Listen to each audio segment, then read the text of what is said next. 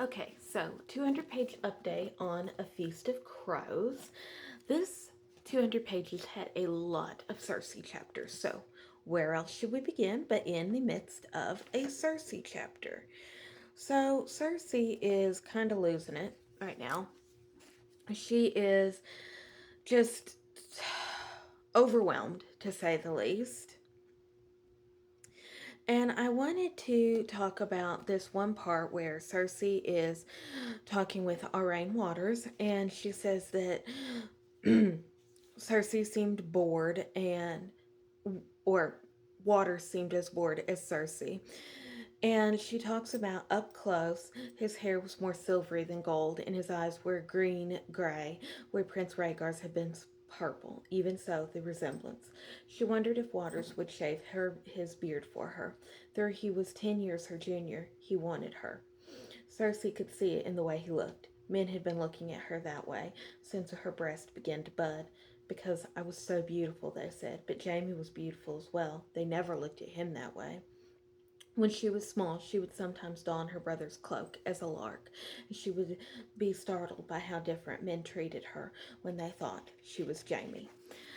I thought that was a very interesting connotation there because Cersei has always wanted to be respected. Cersei has always wanted to be considered as much as Jaime, as much as Tywin. And Cersei tries very hard to meet those standards.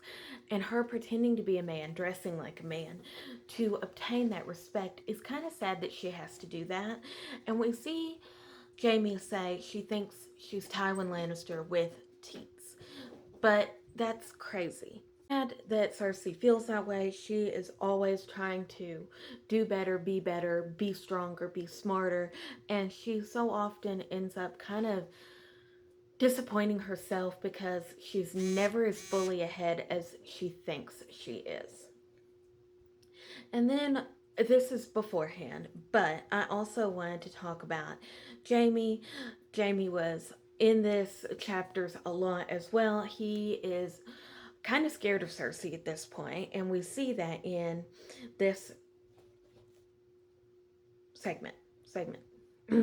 Seven save us all, you do. His sister liked to think of herself as Lord Tywin with teats, but she was wrong.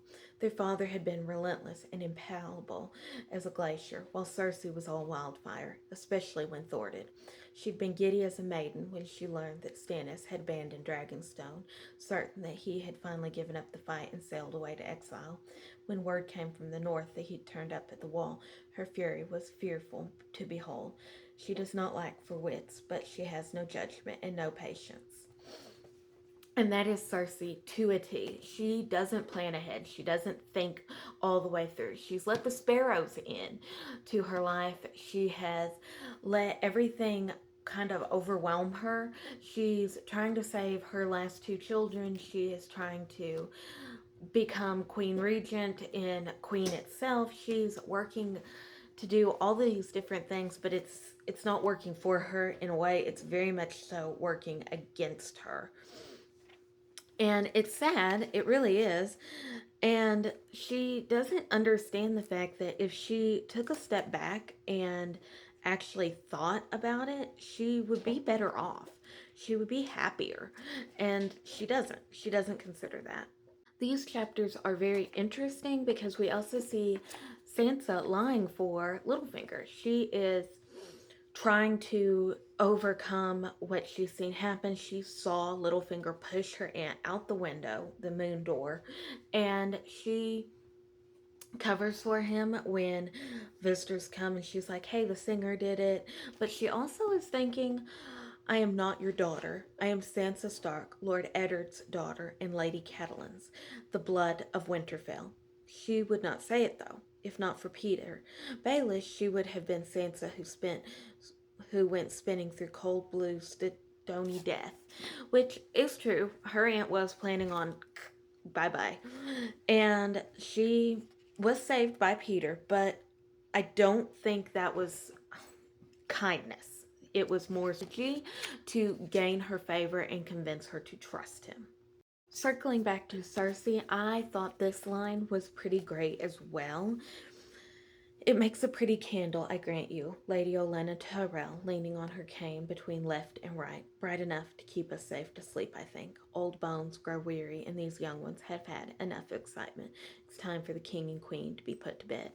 And Cersei did not want them to share a bed. She was very anti them sharing a bed. But she did allow this to happen and says, Lord Commander, escort his grace and his little queen to their pillows, if you would. As you command, he says, and you as well? No, Cersei felt too alive to sleep, the wildfire cleansing her, burning away all the rage and fear, and filling her with resolve. The flames are so pretty, I want to stay and watch them.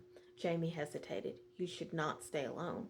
I will not be alone. Sir Osmond can remain with me to keep me safe. Your sworn brother. If it pleases your grace, said Kettleback. It does. Cersei slid her arm through his, and side by side they watched the fire rage.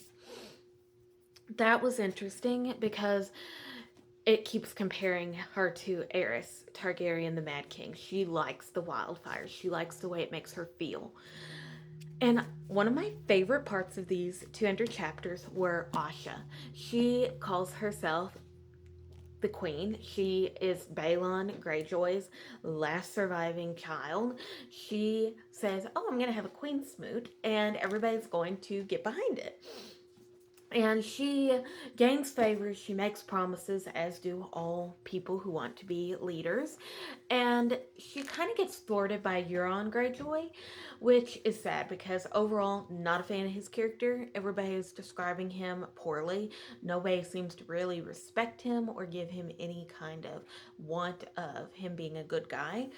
And he also impregnated his brother's wife, which I don't agree with the fact that she was offed because of that, but I do understand the madness between the two brothers. That makes perfect sense to me. The wife, I don't think, should have paid the ultimate price for that because we don't see a ton of birth control methods in these books, and Moon Tea may not have been readily available to her.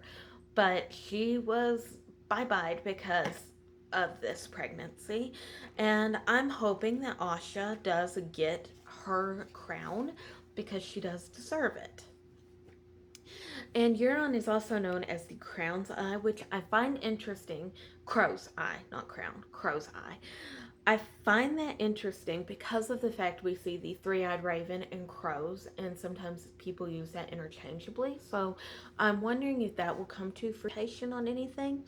But one of the best lines that Asha says during these chapters is, I know as much of war as you do, Crow's Eye. Aegon Targaryen conquered Westeros with dragons.